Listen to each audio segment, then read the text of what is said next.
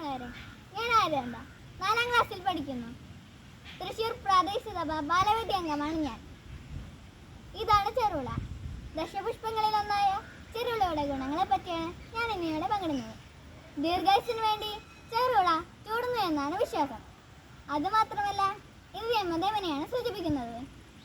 ആരോഗ്യ പ്രശ്നങ്ങളെ പ്രതിരോധിക്കുന്ന കാര്യത്തിൽ ചെറുവിള വളരെ മികച്ചതാണ്. അമിത വിശപ്പ്, അമിതവണ്ണം, ദഹന പ്രശ്നങ്ങൾ തുടങ്ങിയവയെ പ്രതിരോധിക്കുന്നതിന് ഉപയോഗിക്കുന്ന ഒരു ആയുർവേദ ഫോർമുലയാണ് ചെറുവിള. അതിലുപരി കർക്കിടക മാസത്തിൽ ദശപുഷ്പ തളികയിൽ ചെറുവിള ഉണ്ടെങ്കിൽ ഐശ്വര്യം നിറയുമെന്നും കർക്കിടക ദോഷങ്ങളെ അകറ്റുമെന്നും വിശ്വാസമുണ്ട്. ചെറുവിളയെ സംസ്കൃതത്തിൽ ഭദ്രക എന്ന് വിളിക്കുന്നതാണ്. ഈ പുണ്യമാസത്തിൽ എല്ലാവർക്കും നന്മ നേർന്നുകൊണ്ട് നിർത്തുന്നു. നന്ദി.